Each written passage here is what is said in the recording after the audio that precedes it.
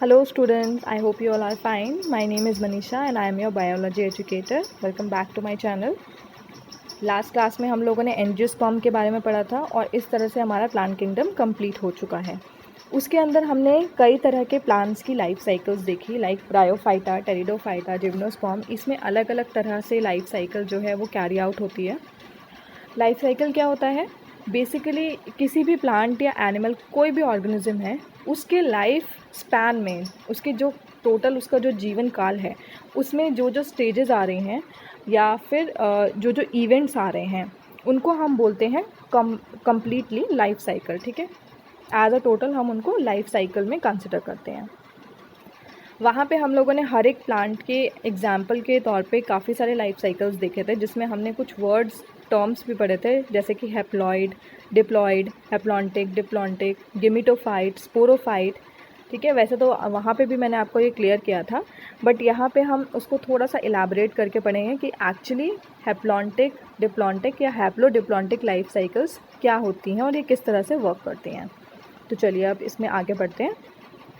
Alternation of generation, ये term आप लोगों ने पूरे प्लांट किंगडम में मेरे मुंह से सुना होगा।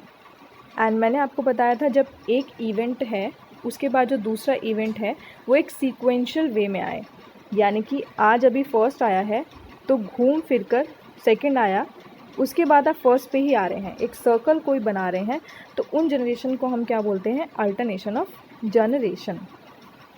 If plant completes their life cycle in 2 phases, जैसे कि एक उसमें डिप्लॉइड स्पोरोफिटिक बॉडी है या स्पोरोफाइट बॉडी है, and the haploid gametophyte, the phenomena is called alternation of generation. यानी किसी भी प्लांट की लाइफ साइकिल में एक स्टेज पे डिप्लॉइड स्ट्रक्चर आ रहा है जो कि स्पोरोफाइट है, एंड देन हैप्लॉइड स्ट्रक्चर आ रहा है जो कि गेमिटोफाइट है, और ये एज अ सर्कल चले जा रहे हैं। कुछ इवेंट के बाद हैप्लॉइड होता है, देन डिप्लॉइड, फिर हैप्लॉइड, फिर डिप्लॉइड। तो इसको हम बोलते हैं अल्टरनेशन ऑफ जनरेशन। जनरेशन यहाँ पे क्या है? Haploid and diploid, that is gametophyte and sporophyte. ठीक है, अगर ये किसी भी प्लांट में आती है तो उसको हम अल्टरनेशन ऑफ जनरेशन कहते हैं। जैसे कि आपने एंजियोस्पर्म्स में पढ़ा होगा, लास्ट जो मैंने आपको क्लास पढ़ाई है वो एंजियोस्पर्म्स के बारे में ही है, तो अगर आपने नहीं देखी वो वीडियो तो पहले वो वाली वीडियो देखिएगा। तो एंजियोस्पर्म्स में हमें एकदम क्लियर अल्टरनेशन ऑफ जनरेशन देखने को मिलता है। वहाँ पे मेन जो प्लांट बॉडी है वो स्पोरोफाइट ही है, बट हमें कॉन्स्पिक्यूअस गेमिटोफाइट और स्पोरोफाइट दोनों स्टेजेस अच्छे से देखने को मिलती हैं। तो इसका एग्जांपल आप एंजियोस्पर्म भी ले सकते हैं। तो एंजियोस्पर्म्स में alternation of generation well defined तरीके से दिखती है। वैसे तो दिखती तो जिम्नोस्पर्म्स एंड ब्रायोफाइटा में भी होता है अल्टरनेशन ऑफ जनरेशन, बट अगर आप वेल डिफाइंड स्ट्रक्चर्स की बात करें तो वो हमें एंजियोस्पर्म में देखने को मिलता है। ठीक है, next is haplontic life cycle. Haplontic life cycle क्या होती है? There is a single vegetative और somatic phase which is haploid and called gametophyte. यहाँ पे जो डोमिनेंट फेज होगी या ज़्यादा टाइम तक रहने वाली फेज जो होगी वो एक्चुअली गेमिटोफाइट होगी, यानी कि हैप्लॉइड होगी। इसमें क्या होता है, लाइफ साइकिल से समझते हैं साथ साथ।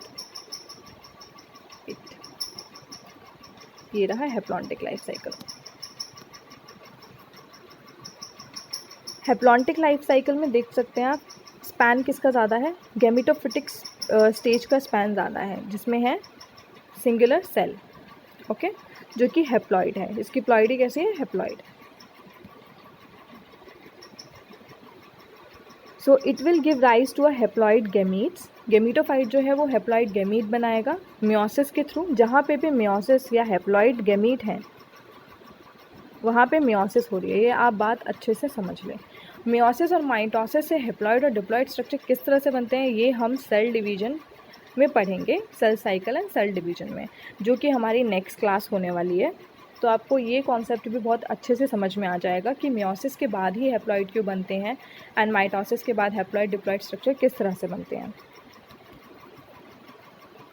गैमीट करते हैं फ्यूज़, गैमीट बन गया, गैमिटोफाइट से हैप्लॉइड गैमीट्स बने। गैमीट के बाद क्या होगा? ये फ्यूज़ करेंगे और क्या बनाएंगे? Diploid zygote. अब देखो, एक क्वेश्चन यहाँ पे ये राइज होता है कि यहाँ पे भी तो डिप्लॉइड स्ट्रक्चर बन रहा है, बट फिर हम इसको हैप्लॉन्टिक स्ट्रक्चर क्यों बोल रहे हैं, हैप्लॉन्टिक लाइफ साइकिल क्यों बोल रहे हैं? बिकॉज बेटा यहाँ पे जो डिप्लॉइड ये जाइगोट बना है ये आगे फर्दर डिवाइड खुद से नहीं होगा, मीन्स ये डिप्लॉइड स्ट्रक्चर आगे जाके नहीं बनाएगा।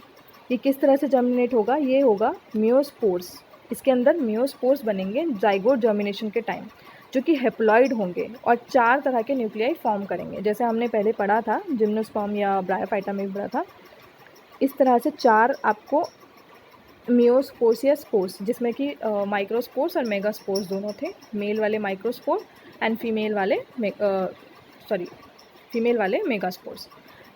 इसमें से 3 जो है वो डीजेनरेट हो जाते हैं मोस्टली, ज़रूरी नहीं सब में हो, एक्सेप्शंस होते हैं, बट मोस्टली 3 डीजेनरेट हो जाता है और एक जो है वो फंक्शनल रहता है। ठीक है, तो 4 हेप्लॉइड न्यूक्लियस बनते हैं जाइगोट से। तो जाइगोट ऑब्वियसली 2n होता है क्योंकि गैमीट्स जो हैं वो n+n है। ठीक है, male gamete and the female gamete है तो हेप्लॉइड स्ट्रक्चर ही, और 2 हेप्लॉइड अगर स्ट्रक्चर कोई मिलकर एक स्ट्रक्चर बना रहे हैं तो वो डिप्लॉइड ही होगा। तो जाइगोट यहाँ पे डिप्लॉइड होता है, बट वो एज सच कुछ आगे डिवाइड होकर डिप्लॉइड स्ट्रक्चर नहीं बनाता, सिर्फ यही स्ट्रक्चर जो है वो डिप्लॉइड रहता है, बाकी जो स्टेज है वो डिप्लॉइड नहीं रहती है। तो इस वजह से यहाँ पे ज़्यादा लाइफ स्पैन जो है वो ज़्यादा टाइम जो है वो एक्चुअली हेप्लॉइड को गया है या गेमेटोफिटिक फेज को गया है, जो कि हेप्लॉइड है, इसलिए ये हेप्लॉन्टिक लाइफ साइकिल है। एंड लास्ट में meiospores give rise to adult gametophytic stage, और फिर उन स्पोर्स से क्या बनेगा, अडल्ट गेमेटोफिटिक स्टेज बनेगी, जो कि हम लाइफ साइकिल में अच्छे से देख सकते हैं। ये देखिए यहाँ पे गेमिटोफाइट है, गेमिटोफाइट गेमिटोजेनेसिस हुआ, गेमिटोजेनेसिस के बाद क्या बनेंगे, गेमीट्स बनते हैं। गेमीट्स फ्यूज़ करेंगे, फ्यूज़ करने को क्या बोलते हैं, सिनगेमी, ये मैं आपको पहले भी पढ़ा चुकी हूँ। मेल एंड फीमेल गेमीट जो हैं अगर वो फ्यूज़ करेंगे तो उसको हम बोलेंगे सिनगेमी। सिनगेमी के बाद क्या बनेगा, जाइगोट, जो कि 2n है, और यहाँ पे आप देख सकते हैं टाइमिंग बहुत कम है। मियोसिस हो जाएगा, मियोसिस के बाद क्या बनेंगे, 4 हैप्लॉइड स्पोर्स, जिसमें से 3 डीजेनरेट हो जाते हैं यूजुअली, और एक जो है वो कैरी फॉरवर्ड होता है आगे के लिए, तो वो डिवाइड करके क्या बना लेगा, दोबारा से गेमेटोफाइट। सो इस तरह से ये पूरा लाइफ साइकिल जो है वो कंटिन्यू होगा। तो डोमिनेंट और जो ज़्यादा टाइम तक रहने वाली स्टेज है वो हेप्लॉइड स्टेज है, तो इस वजह से इसको हेप्लॉन्टिक लाइफ साइकिल बोलते हैं। ठीक है, अब चलते हैं डिप्लॉन्टिक यानी कि डिप्लॉइड लाइफ साइकिल पे। यहाँ पे डोमिनेंट स्टेज कैसा होगा, डिप्लॉइड। प्लॉइडी क्या होगी, 2n। Meiosis occurs in the plant body at the time of gamete formation, therefore gametes are haploid। तो यहाँ पे क्या होगा, मेयोसिस होगी, मेयोसिस के बाद गेमीट्स बनेंगे और गेमीट कैसे होंगे, हैप्लॉइड। इसमें सिर्फ गेमीट्स ही हैं जो हैप्लॉइड स्ट्रक्चर होगा, बाकी सारा स्ट्रक्चर डिप्लॉइड होगा। इसका भी डायग्राम मैं आपको दिखाती हूँ। ये देखिए, ये देखा आपने स्पोरोफाइट, स्पोरोफाइट में गेमेटोजेनेसिस हुई, गेमेटोजेनेसिस के बाद मेयोसिस हुआ, मेयोसिस के बाद क्या बने, गेमीट्स, और ये गेमीट्स कैसे हैं, हैप्लॉइड। तुरंत के तुरंत ये डिवाइड करके क्या बना लेंगे, जाइगोट। सिनगेमी होगी, mail gamete and female gamete की, एंड वो क्या बना लेगा, जाइगोट। जाइगोट अगेन 2n है। तो यहाँ पे सिर्फ गेमीट हमें देखने को मिला, यहाँ पे एज सच गेमिटोफाइट जो है वो इतनी ज़्यादा टाइम तक टिकने वाली स्टेज नहीं थी, तो गेमीट सिर्फ सिंगुलर रहे, और हैप्लॉइड रहे। उसके बाद जाइगोट, जाइगोट के बाद फिर से वो स्पोरोफिटिक प्लांट बॉडी बना लेता है, जो कि 2n है। तो डोमिनेंट या ज़्यादा टाइम तक परसिस्ट करने वाली रहने वाली जो स्टेज है वो डिप्लॉन्टिक है, that's why it is diplontic life cycle. Gametes fuse करके during the fertilisation and give rise to the diploid individual. Gametes fuse करेंगे, फर्टिलाइजेशन होगा, फर्टिलाइजेशन के बाद क्या होगा, डिप्लॉइड इंडिविजुअल यानी कि डिप्लॉइड स्ट्रक्चर बन जाएगा, जो कि प्लांट बॉडी का डिप्लॉइड स्ट्रक्चर होगा। अब आते हैं हैप्लोडिप्लॉन्टिक। यहाँ पे आपको 2 वेल डेवलप्ड फेसेस मिलेंगी, मतलब आप गेमिटोफाइट और स्पोरोफाइट 2 स्टेजेस बहुत अच्छे से और इक्वल टाइम के लिए, ऑलमोस्ट इक्वल टाइम के लिए देख सकते हैं। यहाँ पे मियोसिस के बाद क्या बनते हैं, मियोस्पोर्स। जैसे कि मियोस्पोर्स क्या होते हैं, माइक्रोस्पोर्स और megaspores. Micro in the for the male cases and mega for the female cases, right. So इसको कम्प्लीटली हम दोनों को कंबाइंड करके बोलते हैं तो मियोस्पोर बोलते हैं, micro and mega. Micro stands for male and mega stands for female, ठीक है, फीमेल स्पोर्स। मियोस्पोर्स बनेंगे जो कि हैप्लॉइड होंगे, स्पोर्स हैप्लॉइड से, ठीक है, मेल गैमीट या फीमेल गैमीट। मियोस्पोर डोमिनेट करेंगे टू प्रोड्यूस हैप्लॉइड गेमिटोफाइट। अब ये जर्मिनेट करके क्या बनाएंगे, haploid gametophyte. Gametophyte produces gametes, gametes बनाएगा वो male and female gamete, male gamete and female gamete. Fusion of gametes produces diploid zygote and zygote give rise to the sporophyte. मतलब उसी तरह से होगा, बट यहाँ पे आपको दोनों स्टेजेस बहुत अच्छे से देखने को मिलेंगी एंड डेवलप्ड देखने को मिलेंगी। जैसे कि यहाँ पे ये देखिए गेमीटोफाइट था, गेमीटोफाइट ने दो तरह के गेमीट्स बनाए, मेल एंड फीमेल, ठीक है। ये मेल गैमीट और ये फीमेल गैमीट फ्यूज़ हुआ, फ्यूज़ होने को क्या बोलते हैं हम, फ्यूज़न को सिनगैमी, इसको हम बोलते हैं सिनगैमी। सिनगैमी हुआ, फ्यूजन हुआ, फ्यूजन के बाद क्या बना, एन मेल का एंड फीमेल का, यानी कि हैप्लॉइड मेल का एंड हैप्लॉइड फीमेल का, दोनों ने क्या बनाया, 2n जाइगोट। 2n जाइगोट के बाद डिवाइड करके, यही जाइगोट डिवाइड करके क्या बनाता है, स्पोरोफाइट। जैसा कि हैप्लॉइड साइकिल में नहीं था, ये खुद से डिवाइड नहीं करता था, ये फिर मियोस्पोर्स बनाता था। मियोस्पोर्स में से डीजेनरेट हो जाते थे 3, एक जनरेटेड रहता था जो कि आगे जाके गेमेटोफिटिक स्टेज बनाता था, ठीक है। तो वहाँ पे गेमेटोफिटिक था इसलिए हैप्लॉन्टिक था। अब यहाँ पे देखो क्या हो रहा है, डिफरेंस आपको समझ में आ रहा होगा कि जाइगोट जो है वो स्पोरोफाइट बनाएगा। स्पोरोफाइट के अंदर ऊपर क्या होता है, स्पोरेंजियम। स्पोरेंजियम के अंदर क्या रहते हैं, spore mother cells. Spore mother cells क्या बनाते हैं, स्पोर्स। तो यहाँ तक क्या है, 2n ही चल रहा है अभी। स्पोर बियरिंग जो स्ट्रक्चर होता है उसको हम स्पोरेंजियम बोलते हैं, ये आप पहले भी पढ़ चुके हैं, और ये आपको ब्रायोफाइटा और जिम्नोस्पर्म में बहुत अच्छे से देखने को मिला होगा, टेरिडोफाइटा में भी।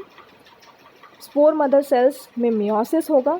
जब भी हमें प्लॉइडी रिड्यूस करनी होती है हम मियोसिस कराते हैं। प्लॉइडी रिड्यूस करने का मतलब हमें डिप्लॉइड से हैप्लॉइड स्ट्रक्चर में जाना है तो मियोसिस होगी। अगर मियोसिस हो रही है तो हैप्लॉइड स्ट्रक्चर बनेगा। ये सत्य है, ये अखंड सत्य है जो चेंज नहीं होगा, ठीक है। आफ्टर मियोसिस हैप्लॉइड स्ट्रक्चर ही बनेगा। तो मियोसिस के बाद क्या बनेगा, स्पोर। स्पोर जो कि हैप्लॉइड होगा। हैप्लॉइड स्पोर क्या बनाएगा, gametophyte. Gametophyte again haploid structure, और उसके बाद फिर से ये लाइफ साइकिल इसी तरह से कंटिन्यू चलती जाएगी। तो यहाँ पे आपको ऑलमोस्ट इक्वल टाइम के लिए दोनों स्टेजेस देखने को मिली, जैसा कि हम एंजियोस्पर्म्स के केसेस में देखते हैं, ठीक है। एंजियोस्पर्म्स जितने भी होते हैं उनके अंदर इसी तरह का लाइफ साइकिल होता है, हैप्लोडिप्लॉन्टिक। यहाँ पे दोनों स्टेजेस आपको कोई डोमिनेंट फेज़ नहीं है, दोनों इक्वल टाइम के लिए ऑलमोस्ट देखने को मिलती है। हैप्लॉइड फेज़ जो कि गेमेटोफाइट रिप्रेजेंट करता है, एंड डिप्लॉइड फेज़ जो कि स्पोरोफाइट रिप्रेजेंट करता है, ठीक है। तो ये सारा था, और इसी को हम अल्टरनेशन ऑफ जनरेशन भी बोलते हैं, हैप्लोडिप्लॉन्टिक अल्टरनेशन ऑफ जनरेशन, जिसमें कि आपको हैप्लॉन्टिक और डिप्लॉन्टिक लाइफ साइकिल में अल्टरनेशन ऑफ जनरेशन देखने को नहीं मिलेगा, क्योंकि वहाँ पे एक ही जनरेशन जो है वो डोमिनेंट है, वहाँ पे अल्टरनेशन नहीं हो रहा है। जाइगोट आता है, स्पोर आते हैं, गेमीट्स आते हैं, बट वो एक पर्टिकुलर टाइम के लिए हैं, उतने ही टाइम के लिए हैं, जो खुद से डिवाइड करके कोई नया स्ट्रक्चर नहीं बना रहे हैं। उसके बाद मियोस्पोर्स या गेमीट्स बनते हैं जो कि फ्यूज़ होकर अलग स्ट्रक्चर बनाते हैं, ठीक है। यहाँ पे लेकिन हमें दोनों फेजेस देखने को मिलती है, तो ये इन द सेंस, ये ट्रू सेंस में अल्टरनेशन ऑफ जनरेशन हो रहा है यहाँ पे। मतलब पहले हैप्लॉइड आ रही है, देन डिप्लॉइड आ रही है, फिर हैप्लॉइड आ रही है, फिर डिप्लॉइड आ रही है, या डिप्लॉइड आ रही है, फिर हैप्लॉइड आ रही है। तो इस तरह से ये पूरा साइकिल चलता जा रहा है, और हर एक जनरेशन एक के बाद आ रही है, तो इसको हम अल्टरनेशन ऑफ जनरेशन बोलते हैं। सो आई होप आप लोगों को आज का क्लास अच्छे से समझ में आया होगा। ज़्यादा इसमें कॉम्प्लेक्सिटी नहीं है, बट हाँ अगर समझ नहीं आया तो कॉम्प्लेक्स लग सकता है।